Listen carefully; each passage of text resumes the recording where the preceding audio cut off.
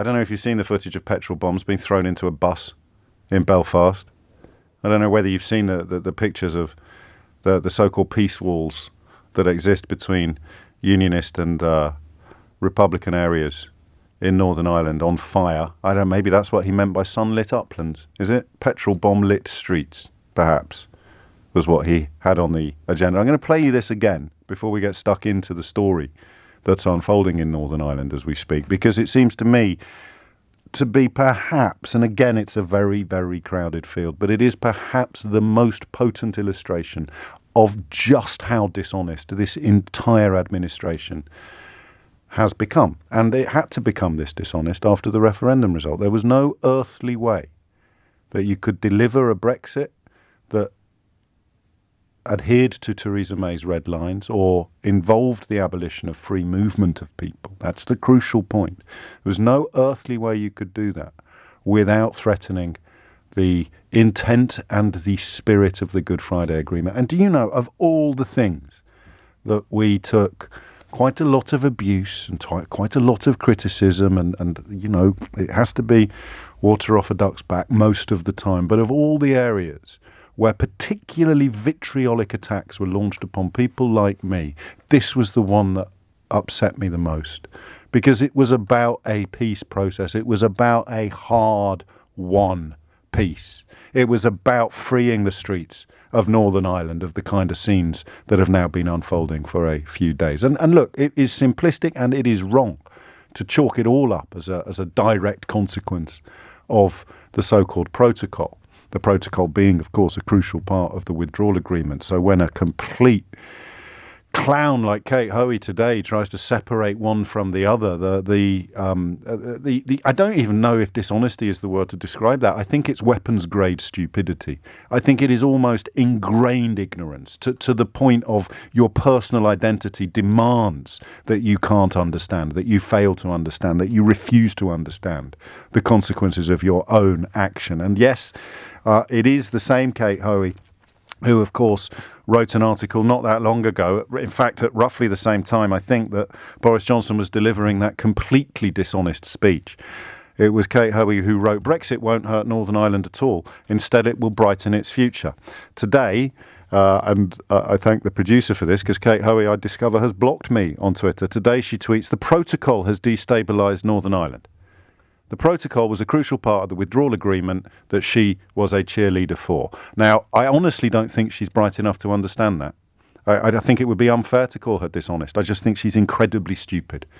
And the risks, they are literally playing with fire. It's not even a figure of speech, given the scenes that have been unfolding on those streets over the last few nights. Placing a border between Great Britain and Northern Ireland without the consent of the pro-union community has been the trigger for this unacceptable violence. So there is Kate Hoey blaming it on Brexit while lacking the brain power to realise that she's blaming it on Brexit.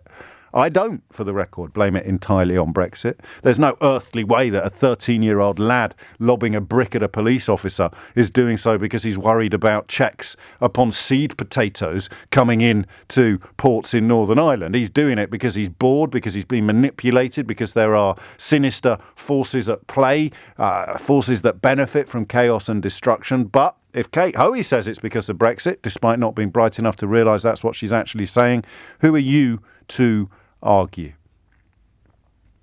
Do you know that there was a picture someone posted the other day?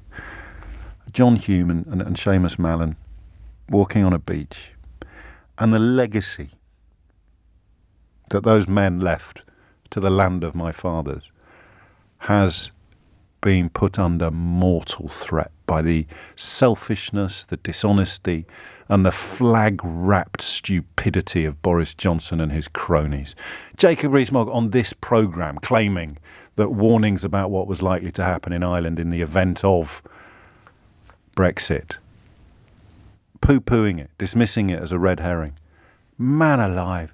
And still, I imagine there are people listening to this programme who somehow still think that he's on their side, that he speaks for them. Theresa May gave the DUP £1 billion to try to avoid this situation, and the DUP carked it. Boris Johnson, I'm going to play you that speech again. I apologise. We'll go straight to Derry afterwards because Ben is waiting.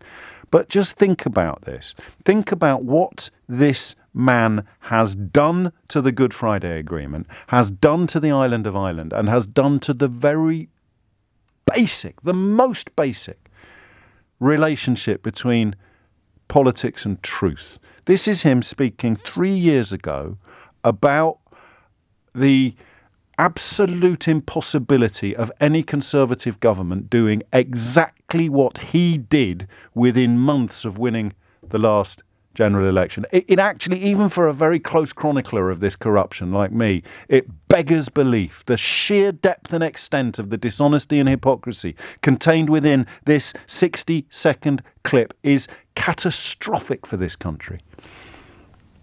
Because, of course, it's not just the Good Friday Agreement that's under mortal threat today. It's the very United Kingdom itself. Now, I may not be somebody who would mourn a united Ireland, particularly, but if I'd voted to make Britain great again and I'd ended up seeing it diminished, reduced, divided, split, then I completely understand why perhaps you're not quite ready yet to admit to yourself just how completely you've been conned by this man.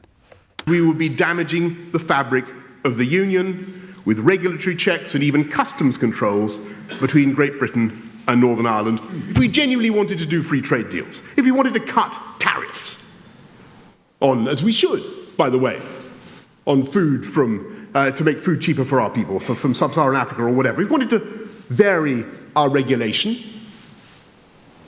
then we would have to leave Northern Ireland behind as an economic semi-colony of the EU.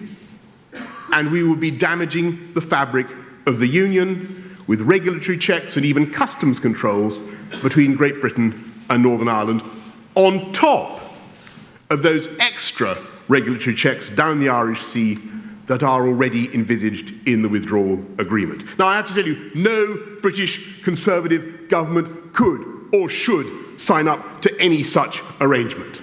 And so, cheered to the rafters for pledging that no Conservative government could ever do precisely what he did within moments of becoming Prime Minister.